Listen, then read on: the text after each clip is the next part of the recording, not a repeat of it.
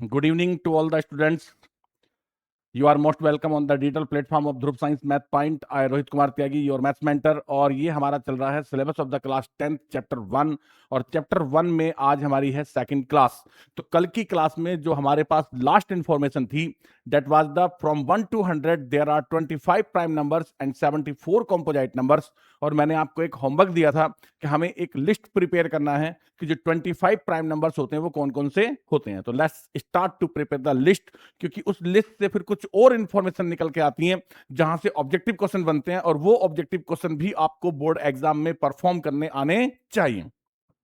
तो देखो, इस लिस्ट में सबसे पहला प्राइम नंबर होता है 2, 3, 5, 7, 11, 13, 17, 19, नॉट 21। 21 नहीं लिखना है, 21 इज नॉट ए प्राइम, क्योंकि वो 3 और 7 से डिवाइड हो जाता है।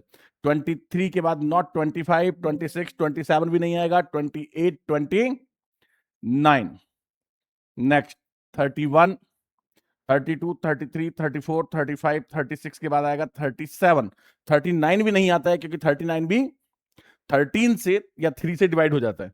फिर आएगा 41, 41 के बाद 43, 43 के बाद नेक्स्ट क्या बनेगा 47, 47 के बाद 53, 51 भी नहीं होता है, 53, 53 के बाद नेक्स्ट 54, 55, 56, 57 भी नहीं होता है, क्योंकि 5 और 7 क्या होता है 12 होता है, जो 3 से डिवाइड होता है। 58 इवन नंबर है, नहीं आएगा। नेक्स्ट इज 59, आफ्टर दैट 61, 61 के बाद 63 भी नहीं आएगा, क्योंकि 63 3 से डिवाइड होता है। 64, 65, 66 के बाद नेक्स्ट आएगा 67, 67 के बाद बाय मिस्टेक 69 मत लिख देना, क्योंकि 69 3 से डिवाइड होता है। 71, 73, 73 के बाद आता है 79, 83, 83 के बाद बोलो 87। नो, 87 नहीं होगा। 8 + 7 कितना होता है 15, और 15 जो होता है वो 3 से डिवाइड होता है। Not 87, it is 89। 89 के बाद 91 भी मत लिख देना, क्योंकि 91 13 के टेबल में आता है। 13 7 जा 91, तो 91 के बाद क्या आएगा 97 आएगा। आप काउंट कर लो, 1 2 3 4 5 6 7 8 9 10 11 12 13 14 15 16 17 18 19 20 21 22 23 24 25। तो लिस्ट आपको याद होनी चाहिए, क्योंकि क्वेश्चन कहां पूछ सकता है वो कहीं भी।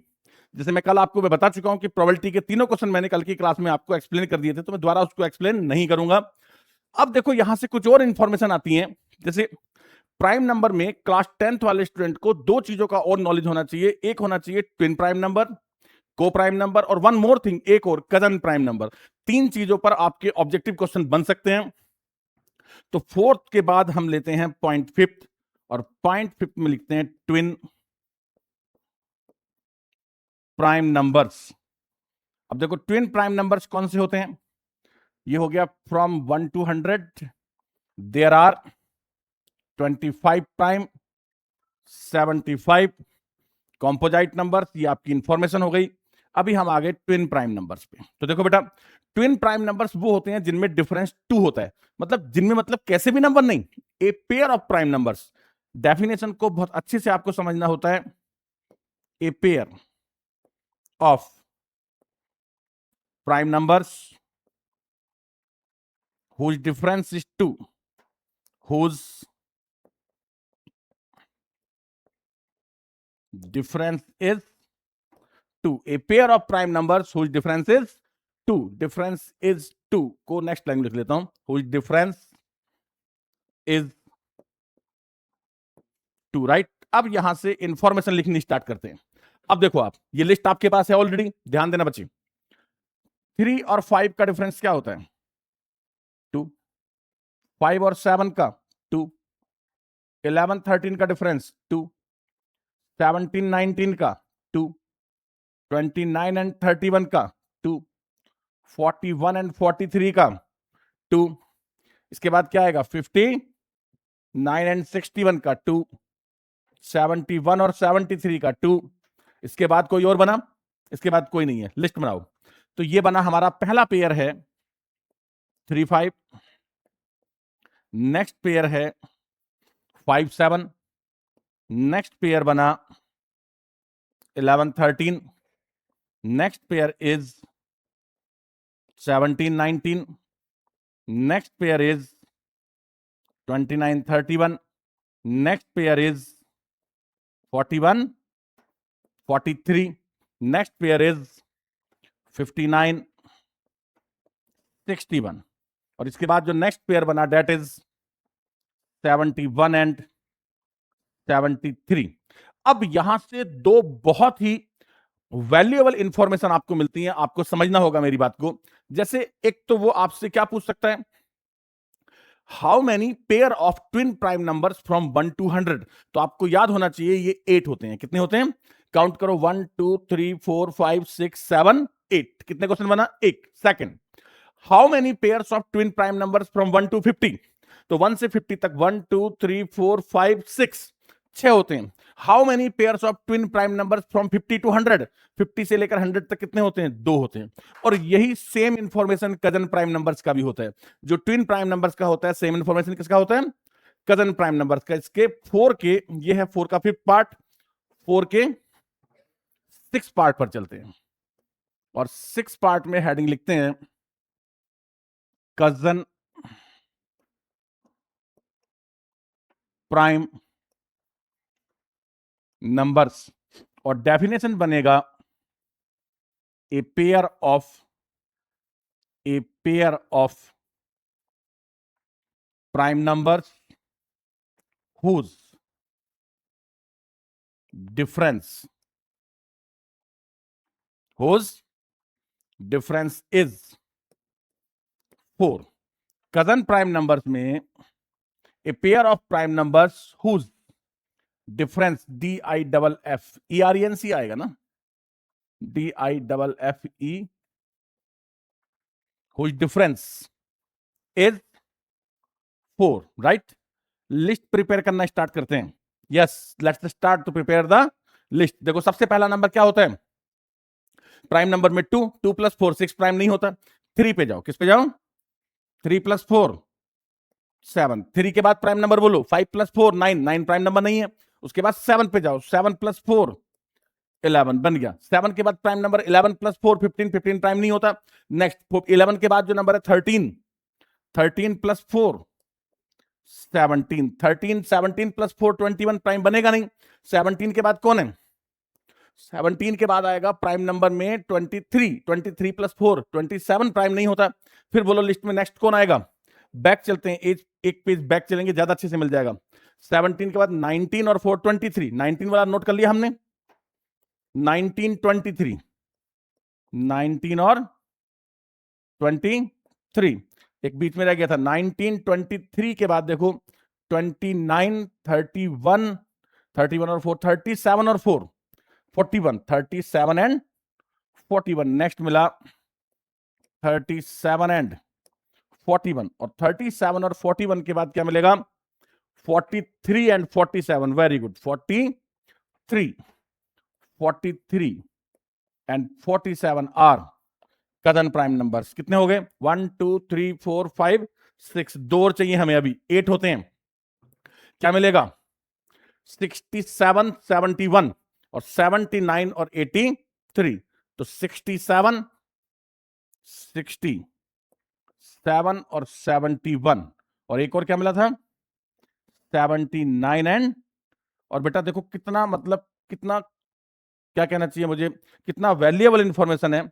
ट्विन प्राइम की तरह कजन प्राइम नंबर में भी from 1 to 100 we have the 8 pairs. We have the 1 2 3 4 5 6 7 8, और 1 to 50 तक 6 पेयर्स हैं, और 50 to 100 तक कितने पेयर्स हैं?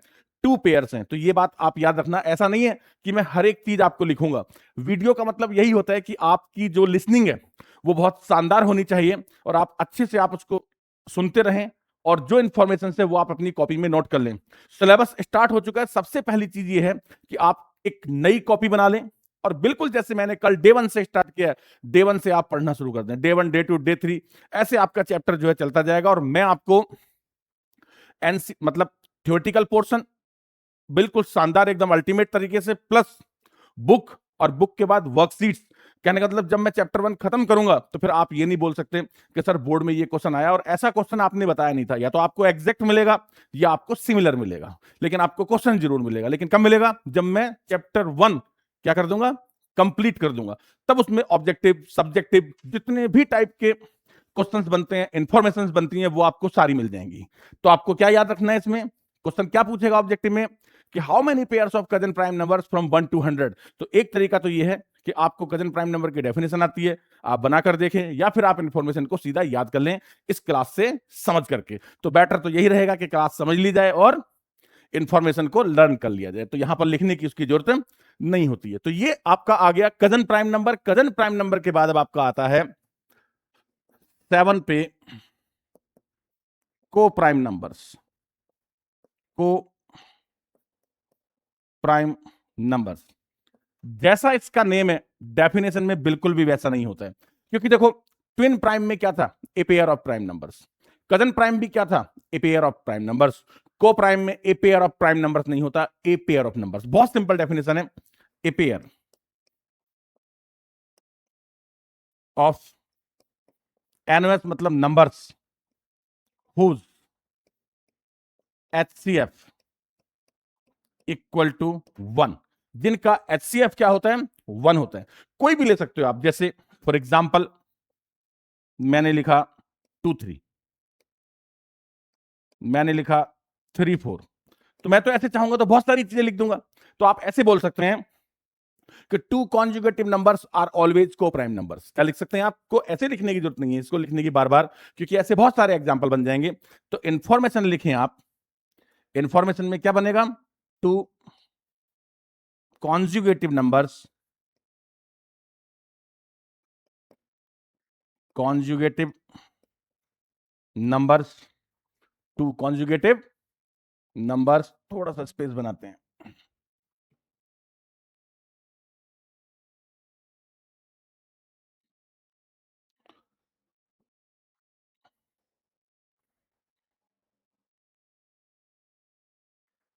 2 conjugative numbers are always co-prime numbers,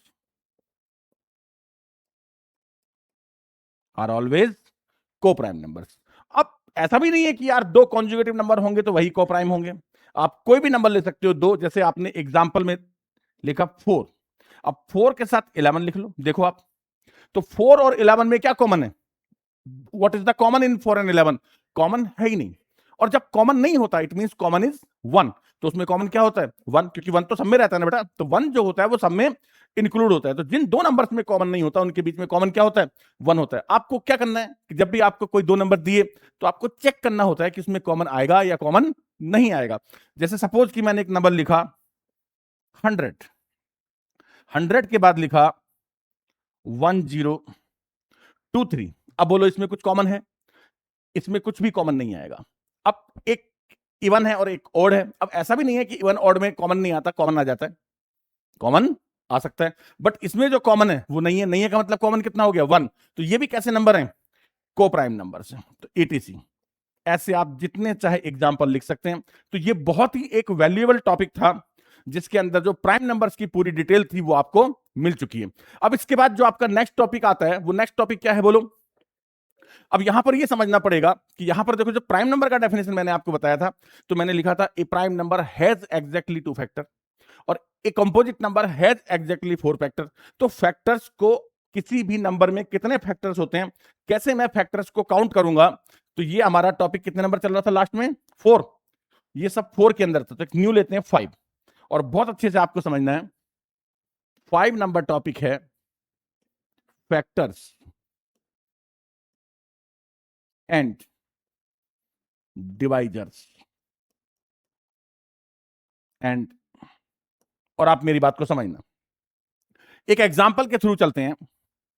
factors and divisors, आप यहां लिखते हैं फैक्टर्स ऑफ 100, डिवाइजर्स ऑफ 100। और आपको मैं क्या कहना चाहता हूं समझो। देखो, फैक्टर्स में आता है 1 2 3 होता नहीं है, सॉरी, 4, 5 से 100 डिवाइड हो जाएगा, 5 के बाद 10, आफ्टर 10 20, 20 के बाद 25, 25 के बाद 50 और 50 के बाद 100।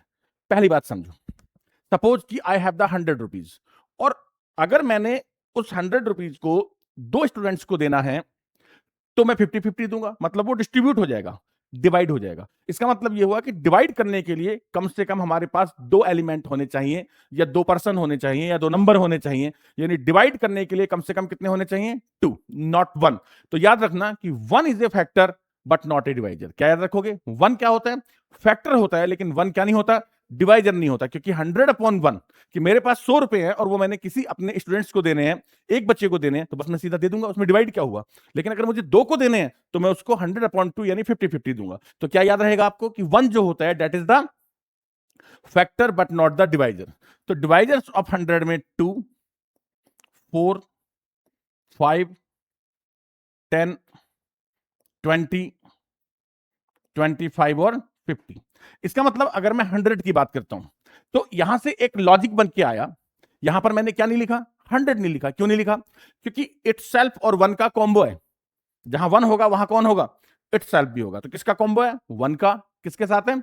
इटसेल्फ के साथ। तो अगर मैंने 1 इंक्लूड नहीं किया तो मैंने इटसेल्फ द नंबर को भी इंक्लूड नहीं किया। यानी आप याद रखें कि क्वेश्चन के अंदर फैक्टर्स कितने हैं? 1, 2, 3, 4, 5, 6, 7, 8, 9।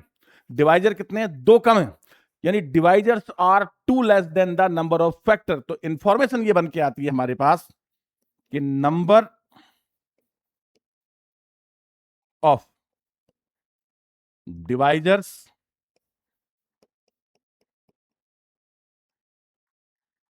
Are 2 less than the 2 less than the number of factors of a number, of a number. क्योंकि फैक्टर और डिवाइजर जो होते हैं वो किसी ना किसी नंबर के तो होते हैं। तो numbers of divisor are 2 less than the number of factors. ये जो आपका लाइन है ये आपके लिए बहुत वैल्यूएबल इंफॉर्मेशन है। इसके बाद आप लिखेंगे यहां पर number of factors, number of factors equal to कितने हैं इसके? 9। Number of factors of 100 equal to 9। Number of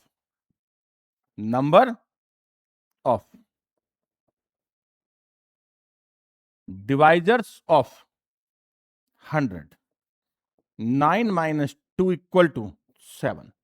generally जब बोर्ड एग्जाम में आपसे क्वेश्चन पूछा जाता है, जैसे मैं क्वेश्चन आपको एक यहां पर लिख कर देता हूं, नंबर ऑफ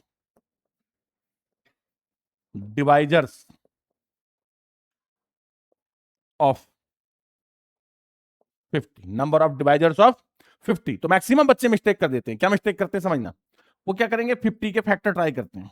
बोले यार 50 1 से डिवाइड है, 2 से है, 4 से होता नहीं है, 5 से है, 10 से है, 25 से, और किससे है? 50 से। तो ये कौन है? 1, 2, 3, 4, 5, 6। These are the factor, these are the factor, not the divisor. Divisor question में क्या पूछा है? Number of divisors of 50। तो 1, 2, 3, 4, 5, 6, और ऑप्शन ए क्या होता है? 6। और हमने टिक कर दिया क्योंकि हमने काउंट किए 6 आगे, और हमारा क्वेश्चन बेटा मिस्टेक हो जाएगा। तो याद रखना नंबर ऑफ डिवाइजर्स जो हैं दे आर नॉट 6। वो कितने होंगे? 4 होंगे। क्योंकि डिवाइजर्स जो है they are the 2 less than the number of factors. आप याद रखिएगा कि कभी कभी आपके नंबर बड़े होते हैं। तो मैं आपको 3 क्वेश्चन बताता हूं जिससे आपको क्या है कि डिवाइजर्स और फैक्टर बनाने में प्रॉब्लम नहीं आएगा। तो यहां पर हम एग्जाम्पल बनाकर लिख लेते हैं, फाइंड द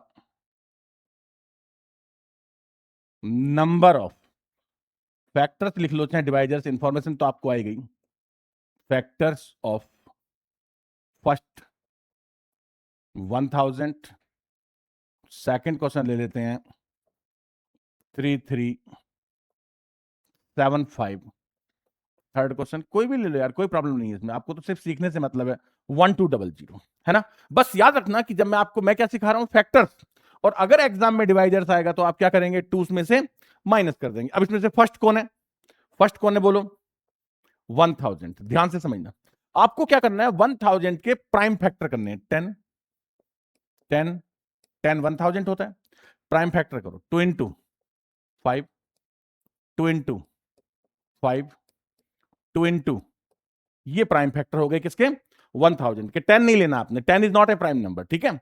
2 और 5 जो है वो प्राइम नंबर होते हैं। तो 2 कितनी बार आया, 2 कम्स 3 टाइम्स, 5 कम्स 3 टाइम्स, और यहां लिखना नंबर ऑफ फैक्टर्स। और बहुत मजेदार चीजें समझना, ये जो पावर्स हैं ये कितनी है, 3, ये भी कितनी है, 3। रीड इट वन मोर, इसे एक ज्यादा पढ़ो, तो क्या बन गया, 3 + 1 इंटू 3 + 1 क्या आ गया, 4 इंटू 4। तो कितने फैक्टर हो गए इसके, 16। अब यार मैंने आपको सही बताया क्या, ये मेरी इंफॉर्मेशन करेक्ट है क्या, मैं चेक कर लेता हूं कैसे। 100 वाला क्वेश्चन तो अपन ने पहले से कर रखा है ना, और उसके कितने फैक्टर थे, 9। तो अगर मैं अब 100 को सॉल्व करूं, देखो किसको सॉल्व करूं, 100 को, तो 100 क्या होता है, 2 power 2, 5 power 2, number of factors. जब आप नंबर ऑफ फैक्टर्स करेंगे तो क्या बताया मैंने, कि जो पावर्स हैं, एक्सपोनेंट्स हैं, रीड देम वन मोर, उन्हें एक एक बढ़ाकर पढ़ो और उनकी मल्टीप्लाई कर लो। तो 2 को रीड करो 2 + 1, और इस 2 को भी रीड करो 2 + 1। तो 2 और 1 3 into 3 equal to number of factors कितना हो गया, 9। और शायद पहले भी कितने थे नंबर ऑफ फैक्टर्स, 9 थे। इसका मतलब ये करेक्ट है। सेकंड क्वेश्चन क्या है आपका, बोलो, 3375। 3375 के जब आप फैक्टर करोगे, मुझे तो याद है, आप प्राइम फैक्टर करके देख लेना, तो वो 15 इंटू 15 इंटू 15 होता है, लेकिन 15 तो प्राइम नहीं होता। तो एक 15 में 3 पावर 3 और 5 पावर कितना, 3। और नंबर ऑफ फैक्टर्स कितने आएंगे बोलो, रीड दिस, इसे क्या पढ़ना है, एक ज्यादा पढ़ना है। यानी ये 3 है तो क्या लिखोगे, 4 इंटू 4, और 4 4 जा कितना हो जाएगा, 16। तो ऐसे आपको पता लग जाएगा, कोई प्रॉब्लम नहीं है। एक और क्वेश्चन बचा, क्या है बोलो, 1200। 1200 के फैक्टर करके देख लेते हैं। देखो वैसे 1200 है ना, तो 12 इंटू 10 इंटू 10। अब 12 क्या होता है, 2 2 जा 4, 3 जा 12, 10 का 2 इंटू 5 और 2 इंटू 5। चेक करो, how many times come 2, 1 2 3 4।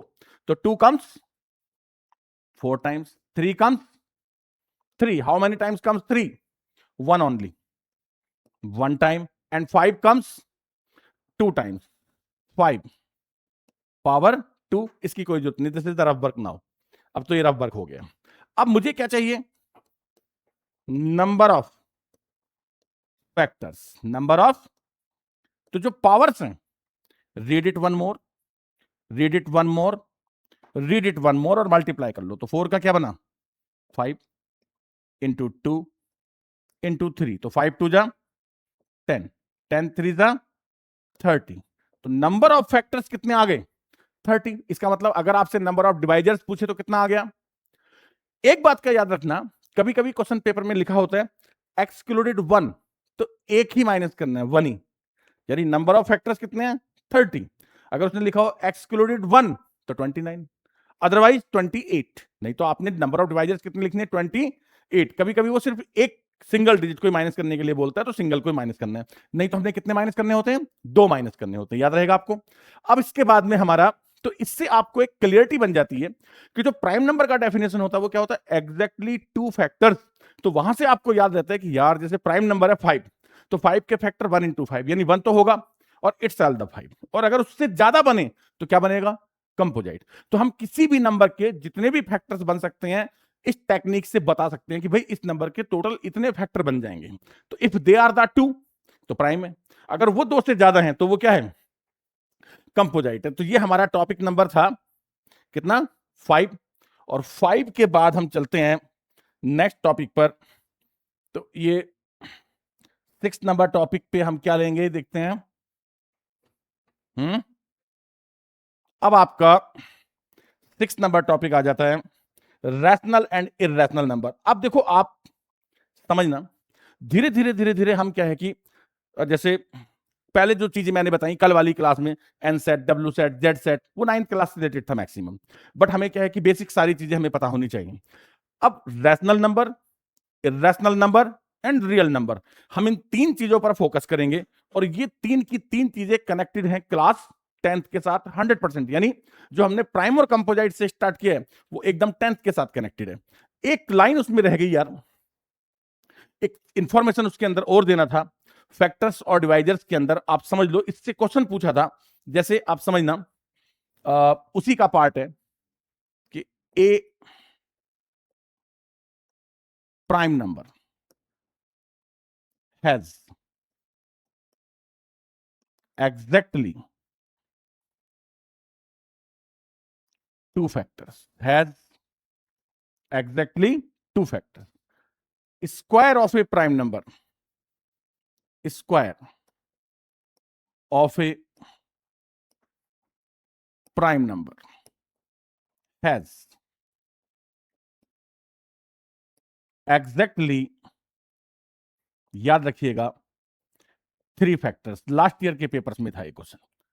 Square of a prime number has, square of a prime number के कितने फैक्टर होते हैं? 3। एग्जाम्पल भी देकर बताता हूं, आगे भी बता देता हूं। Cube of a prime number has exactly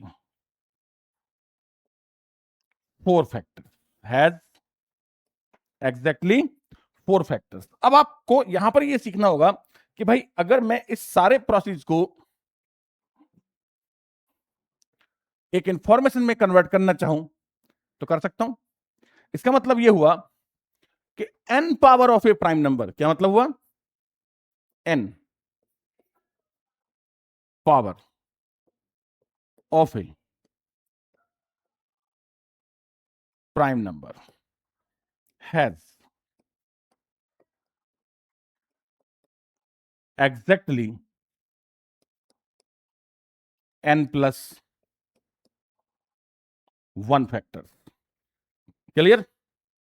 n power of a prime number has exactly n plus 1 factors. मतलब ये एक आपका, अगर आप देखते हो सही से इसको, तो ये एक सीरीज बन गया। क्या बन गया?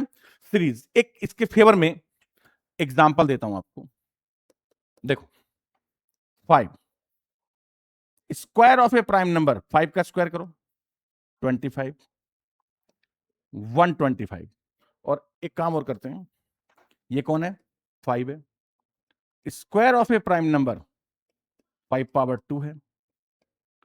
Cube of a prime number 5 power 3 है। अब देखो 5 के फैक्टर कितने हो गए? क्या लिखने जा रहा हूं मैं यहां पर? फैक्टर्स लिखने जा रहा हूं, राइट। 5 के बाद किसके? 25 के बाद किसके? तो देखो इसके फैक्टर हो गए 1,5, 1,5, 5 पावर 2, 1,5, 5 पावर 2, 5 पावर 3। बात समझ में आया? यानी जितनी भी पावर है, जैसे 5 पावर 10 है, तो 5 पावर 10 के कितने फैक्टर बनेंगे? 11। पहला 1, फिर 5 पावर 1, 5 पावर 2, 5 पावर 3 एंड सोन, और लास्ट में क्या आएगा? 5 पावर 10। तो एक सीरीज बन गया। तो इसमें से जो सबसे वैल्यूएबल इंफॉर्मेशन आई आपके लिए वो क्या है? ये ओरिजिनल है, जिसे ये याद होगा। अब आपको एग्जाम में क्वेश्चन आ गया कि how many factors have 5 power 10? तो 11। सिंपल है ना? How many factors have 3 power 7? 3 power, तो आप देखोगे यार 3 तो प्राइम नंबर है, और प्राइम नंबर की पावर कितनी है? 7 है। तो अगर पावर 7 है तो फार्मूला कौन सा काम करेगा? n+1, यानी 7 + 1, तो उसके कितने फैक्टर्स होंगे? 8 फैक्टर्स होंगे, राइट। तो ये फैक्टर्स और डिवाइजर्स की जो पूरी की पूरी स्टोरी है वो आपको आ गई है। अब नेक्स्ट टॉपिक पे आपका आता है रैशनल, इरैशनल्स, और ये हमारा कितने नंबर हेडिंग था जो फैक्टर्स डिवाइजर्स था? ये था आपका 5 नंबर। 5 के बाद हम चलते हैं अब 6 नंबर टॉपिक पर, और 6 में हमें एक्सप्लेन करना है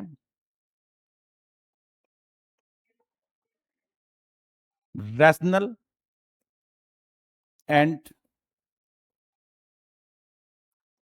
irrational numbers. Rational and irrational numbers, देखो समझना, पहले डेफिनेशन से पहले आपको कुछ चीजों की क्लियरिटी की जरूरत पड़ेगी। जैसे एक नंबर है 0.5, तो कैसा नंबर है ये? It's a decimal number. अब मैं इसको क्या लिखूंगा? 5/10। क्या बनेगा? 1/2। मतलब डेफिनेशन ये होती है कि एक नंबर जो अभी P अपॉन Q की फॉर्म में है या नहीं है, इससे कोई फर्क नहीं पड़ता। If we can represent them in the form of P upon Q, तो डेफिनेशन आपका क्या बनता है कि a number which can represent in the form of P upon Q is a rational number. मतलब जैसे सपोज करो कि 0.3 बार, 0.3। अब ये बार वाला जो नंबर है 3 बार, ये 1/3 से आता है।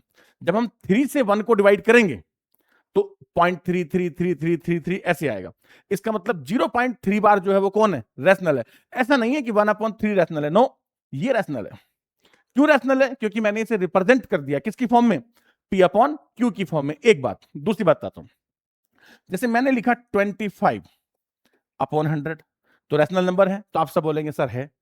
द रीजन इज कि P अपॉन Q की फॉर्म में है। नहीं, P अपॉन Q की फॉर्म में होने के साथ साथ उसमें दो कंडीशन होती हैं। एक होती है Q नॉट इक्वल टू 0, एक होता है P Q R को प्राइम नंबर्स, यानी P और Q क्या होने चाहिए? को प्राइम नंबर्स होने चाहिए। तो जब को प्राइम नंबर्स की सिचुएशन, को प्राइम कौन होते हैं? जिनका HCF 1 होता है। को प्राइम नंबर कौन होते हैं? जिनका HCF, क्योंकि मैंने आज ही आपको ये बात बताई है, ट्विन प्राइम नंबर्स जिनका डिफरेंस 2 होता है, कजन प्राइम नंबर्स जिनका डिफरेंस 4 होता है। को प्राइम नंबर्स में मैंने बोला था a pair of numbers whose HCF equal to 1, यानी जिनमें कॉमन क्या होता है? 1 होता है। तो अब जो है इसका डेफिनेशन बना आपका, डेफिनेशन को आप बहुत अच्छे से समझना। क्या बताया मैंने कि रैशनल नंबर कौन होता है? कि भाई वो अभी P अपॉन Q की फॉर्म में है या नहीं है, उससे कोई फर्क नहीं पड़ता है, लेकिन वो रिप्रेजेंट होना चाहिए। मतलब ए नंबर, कैसा भी number, A number which can represent, which can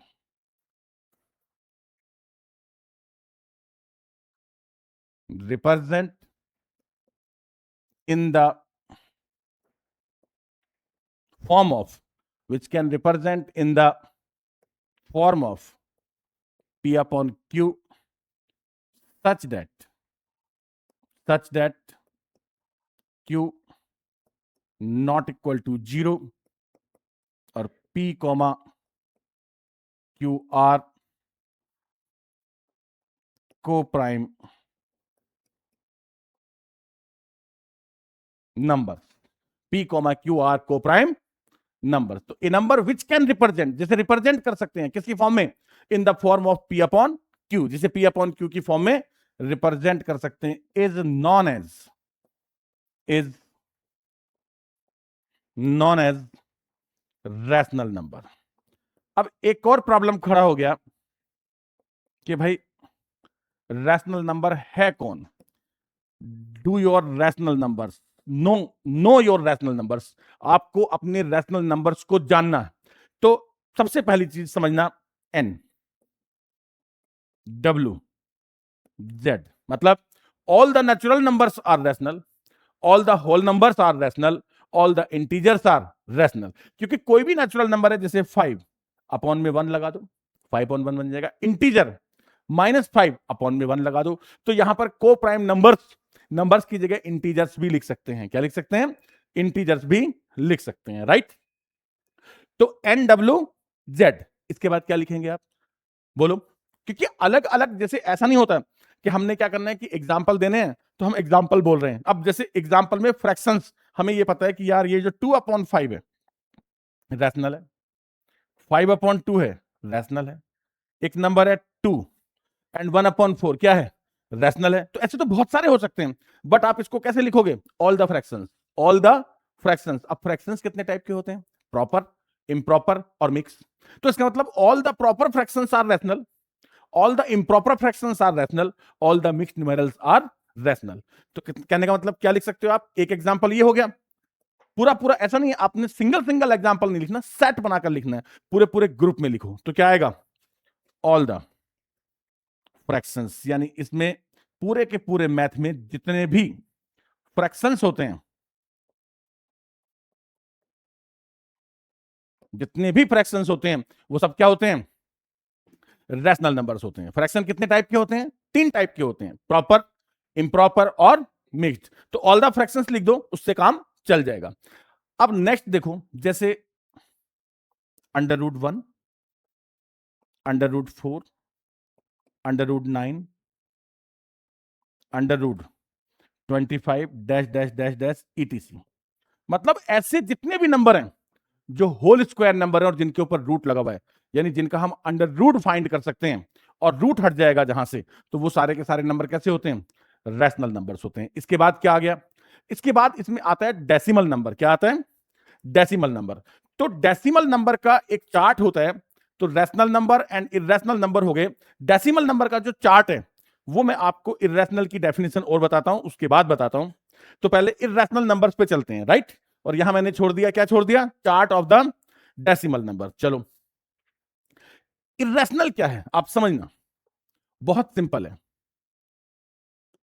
पहली बात, विच इज नॉट रैशनल, कि जो रैशनल नहीं है वो इरेशनल है। इरेशनल कौन है, जो रैशनल नहीं है वो इरेशनल है।